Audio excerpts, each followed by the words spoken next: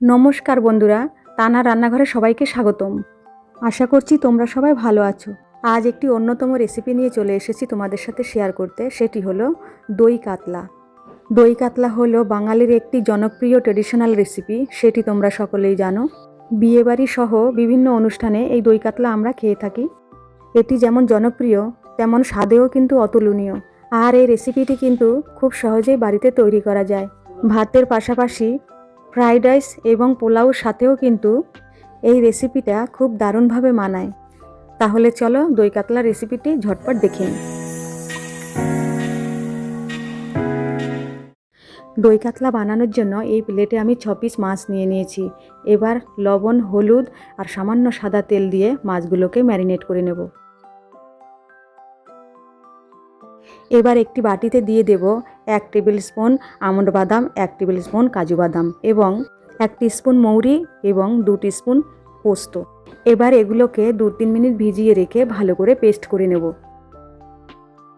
এবার আরেকটি বাটিতে নিয়ে নিয়েছি আদা এবং রসুন আর কয়েকটি কাঁচা লঙ্কা দিয়ে ভালো করে পেস্ট করে নেব। আর এখানে আমি 3টি মাঝারি সাইজের পেঁয়াজ পেস্ট করে নেব। এখন একটি বাটিতে 2 চামচ টক দই নিয়ে নিয়েছি। এবার সামান্য জল অ্যাড করে দইটিকে ভালোভাবে ফাটিয়ে নেব। এবার ওভেনে কড়াই বসিয়ে কিছুটা সাদা তেল দিয়ে দেব। তারপর এক এক করে ম্যারিনেট করে রাখা মাছগুলো ভেজে নেব। দর্শক বন্ধুরা, তোমরা দেখতেই পাচ্ছ মাছগুলো ভাজা হয়ে গেছে। এবার আমি এক এক করে মাছগুলো তুলে নেব। এবার মাছ ভাজা তেলে দিয়ে দেব একটি তেজপাতা, 2টি শুকনো লঙ্কা আর দিয়ে দেব দারচিনি, 4টে এলাচ, সামান্য লবঙ্গ। 4-5 সেকেন্ড এই উপকরণগুলো হালকা ভেজে নেব। সেটার কারণ হলো সুন্দর একটি ফ্লেভারের জন্য। তারপর দিয়ে দেব পেঁয়াজ বাটা। পেঁয়াজ বাটাটি 3-4 মিনিট কষিয়ে নিয়েছি। এবার দিয়ে দেব আদা রসুন লঙ্কা বাটা। মশলাটি দিয়ে আবার ভালো করে 3-4 মিনিট কষিয়ে নেব। এবার দিয়ে দেব স্বাদ মতো লবণ এবং পরিমাণ মতো হলুদ। এখন দিয়ে দেব 1/2 টিস্পুন ধনের গুঁড়ো, 1/2 টিস্পুন জিরের গুঁড়ো। এবার 2-3 সেকেন্ড ভালোভাবে এই মশলাগুলো মাখিয়ে নেব। প্রথমেই কাজু বাদাম, আমন্ড বাদাম, মৌরি, পোস্ত এগুলো পেস্ট করে রেখেছি, সেটি এখন দিয়ে দেব। বন্ধুরা, দই কাতলার স্বাদ মূলত মশলাতেই তৈরি হয়।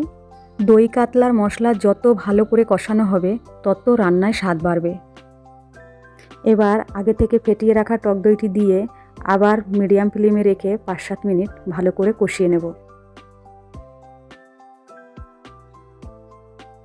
বন্ধুরা, তোমরা দেখতেই পাচ্ছ মশলাগুলো ভালো করে কষানো হয়ে গেছে।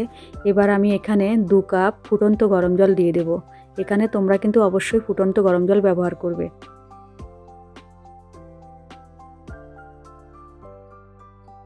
তোমরা সবাই দেখতেই পাচ্ছ গ্রেভিটি ফুটে উঠেছে। এবার আমি এক এক করে মাছগুলো দিয়ে দেব।